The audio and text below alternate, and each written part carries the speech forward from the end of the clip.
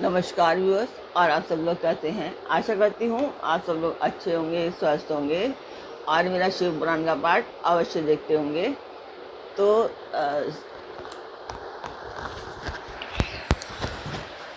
सबसे पहले हम जान लेते हैं कि कल तक हमने कहाँ तक बढ़ा था। तो कल तक हमने जाना था कि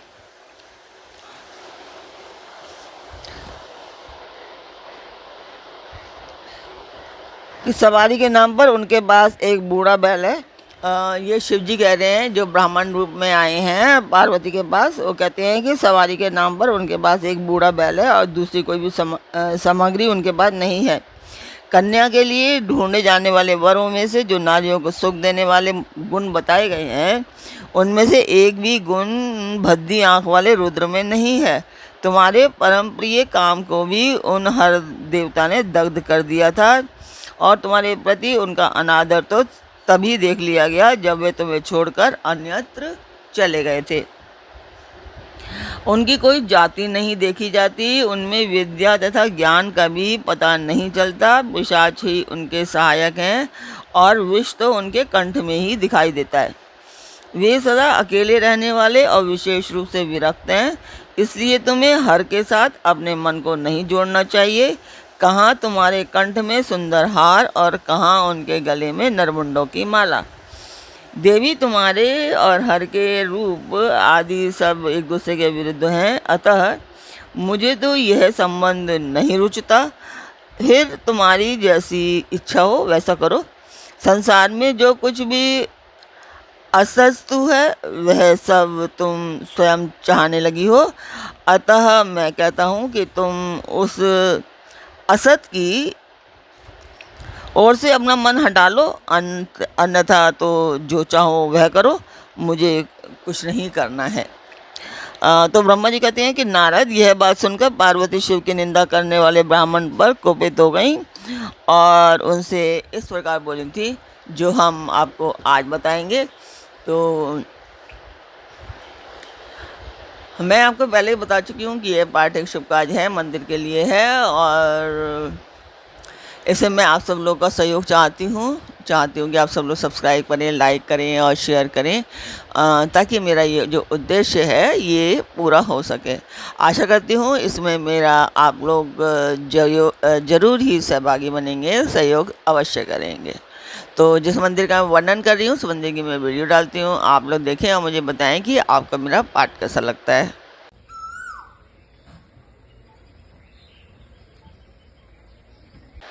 तो मंदिर की वीडियो आपने देखी, आपको मेरा पाठ कैसा लगा कमेंट बॉक्स में मुझे अवश्य बताएं।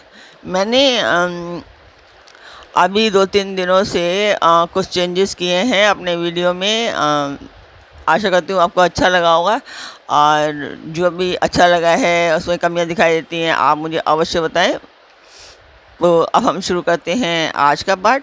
स्वागत करती हूँ मैं आप सभी का अपने इस कार्यक्रम शिव पुराण में।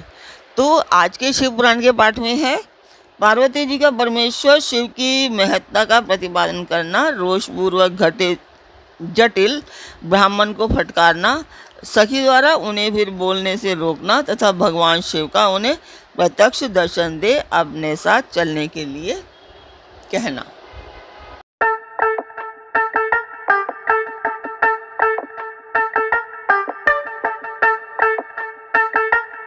अब आज के पाठ में है कि पार्वती बोली कि बाबा जी, अब तक तो मैंने ये समझा था कि कोई दूसरा ज्ञानी महात्मा आ गए हैं, परंतु अब सब ज्ञात हो गया है।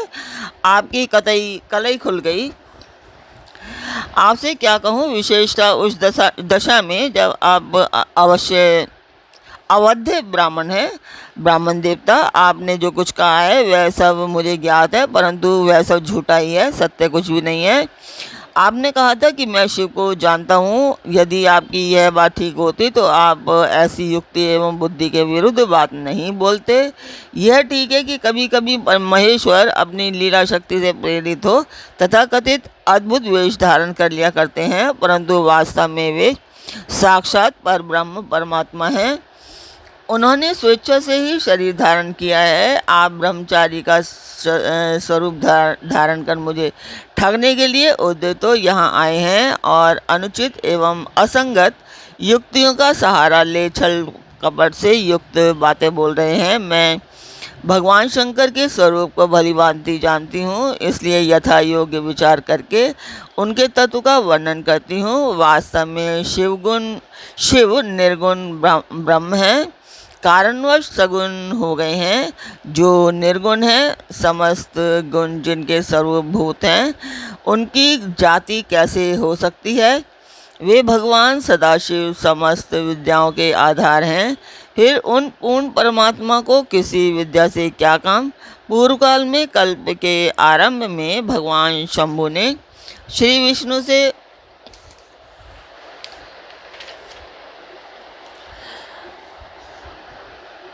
उच्छ्वास रूप संपूर्ण वेद प्रदान किए थे।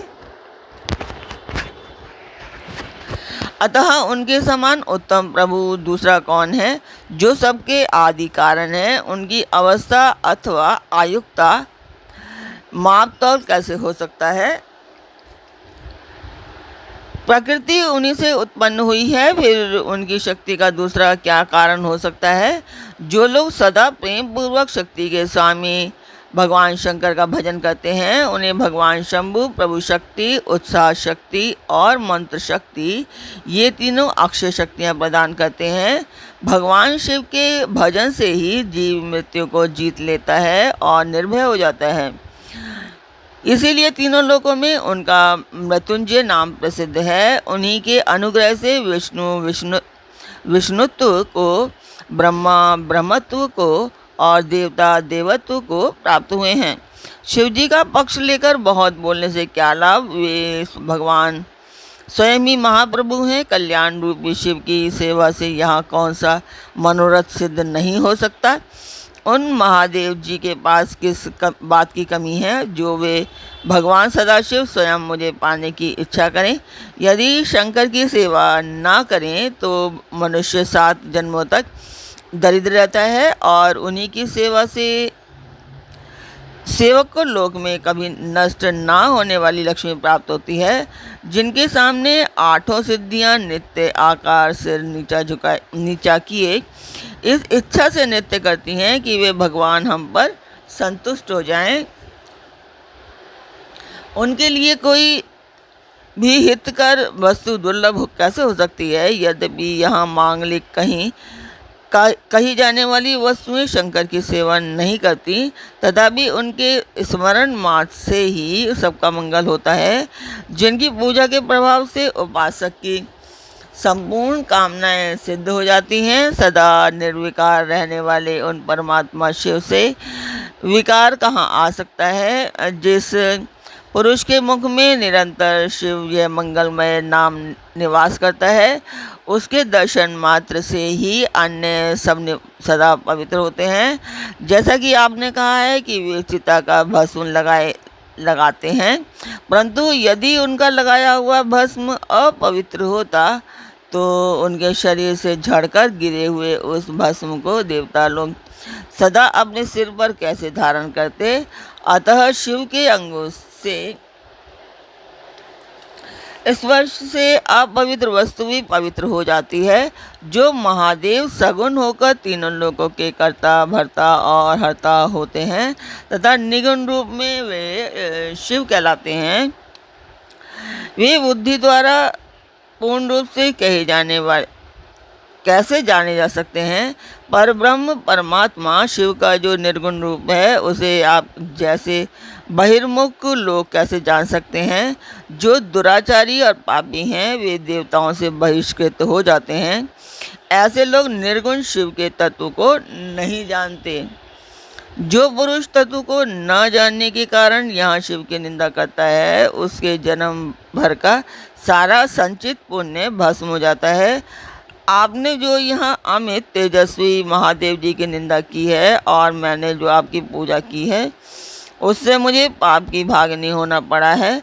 शिवद्रोही को देखकर वस्त्र सहित स्नान करना चाहिए। शिवद्रोही का दर्शन हो जाने पर प्रायश्चित करना चाहिए। इतना कहकर पार्वती जी उस ब्राह्मण पर अधिक रुष्ट होकर बोली, अरे रे दुष्ट, तूने कहा था कि मैं शंकर को जानता हूँ, परंतु निश्चय ही तूने उस सनातन शिव को नहीं जाना है।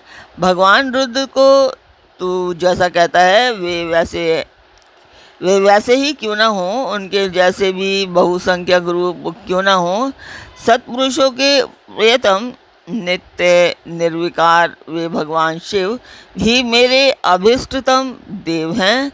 ब्रह्मा और विष्णु भी कभी उन महात्मा हर के सामने नहीं हो सकते, फिर दूसरे देवताओं की तो बात ही क्या है, क्योंकि वे सदैव काल के अधीन हैं। इस प्रकार अपनी शुद्ध बुद्धि से तत्वतः विचार कर मैं शिव के लिए वन में आकर बड़ी भारी तपस्या कर रही हूँ। वे भक्तवत्सल सर्वेश्वर शिव ही हम सबके परमेश्वर हैं। दीनों पर अनुग्रह करने वाले उन महादेव को ही प्राप्त करने की मेरी इच्छा है।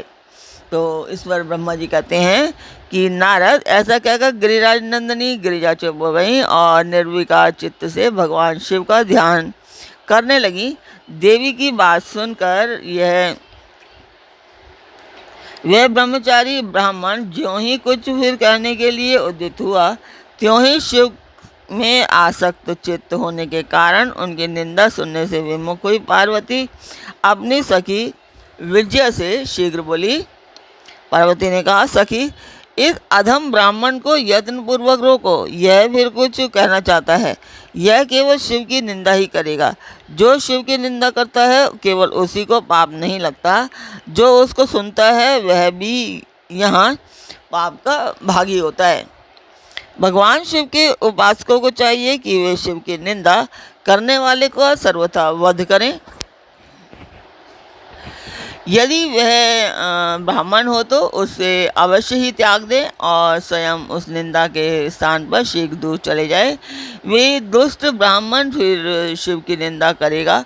ब्राह्मण होने के कारण यह बाध्य तो नहीं कि अतः त्याग देने योग्य है। किसी तरह भी इसका मुंह नहीं देखना चाहिए। इस स्थान को छोड़कर हम लोग आज ही किसी दूसरे स्थान में शीघ्र चली जाएं, जिससे फिर इस अज्ञानी के साथ बात करने का अवसर ही ना मिले।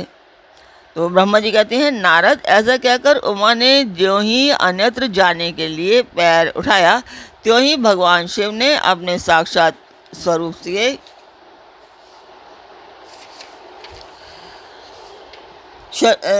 से प्रकट हो प्रिया पार्वती का हाथ पकड़ लिया। शिवा जैसे स्वरूप का ध्यान करती थी वैसा ही सुंदर रूप धारण करके शिव ने उन्हें दर्शन दिया। पार्वती ने लज्जावश अपना मुंह नीचे की ओर कर लिया। तब भगवान शिव ने उनसे बोले, प्रिय, मुझे छोड़कर कहाँ जाओगी? अब मैं फिर कभी तुम्हारा त्याग नहीं करूँगा। मैं प्रसन्न हूँ, वर मांगो। मुझे तुम्हारे लिए कुछ भी अदेय नहीं है। अदेय यहाँ कह रहे हैं कि मतलब कुछ भी ना देने योग्य, मतलब मैं सब कुछ दे सकता हूँ। देवी, आज से मैं तपस्या के मोल खरीदा हुआ तुम्हारा दास हूँ। तुम्हारे सौंदर्य ने भी मुझे मोह लिया है। अब तुम्हारे बिना मुझे एक क्षण भी युग के समान जान पड़ता है। लज्जा छोड़ो, तुम तो मेरी सनातन पत्नी हो। गिरिराज नंदिनी महेश्वरी, मैंने जो कुछ कहा है उस पर श्रेष्ठ बुद्धि से विचार करो। सुस्थिर चित्त वाली पार्वती, मैंने नाना प्रकार से तुम्हारी बारंबार परीक्षा ली। लोक लीला का अनुसरण करने वाले मुझ स्वजन के अपराध को क्षमा कर दो।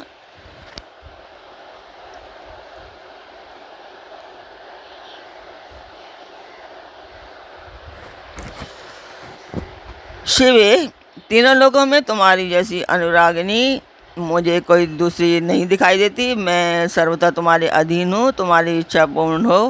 प्रिय, मेरे पास आओ, तुम मेरी पत्नी हो और मैं तुम्हारा वर हूँ। तुम्हारे साथ मैं शीघ्र ही अपने निवास स्थान उत्तम पर्वत कैलाश को चलूँगा। तो ब्रह्मा जी कहते हैं, देवादिदेव महादेव के ऐसा कहने पर पार्वती देवी आनंद मगन हो उठी। उनका तपस्या जनित पहले का सारा कष्ट मिट गया। मुनि श्रेष्ठ, सती साध्वी पार्वती की सारी थकावट दूर हो गई। क्योंकि परिश्रम फल प्राप्त हो जाने पर प्राणी का पहले वाला सारा श्रम नष्ट हो जाता है।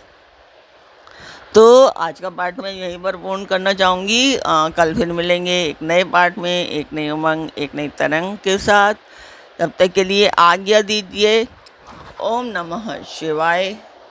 जय माता की।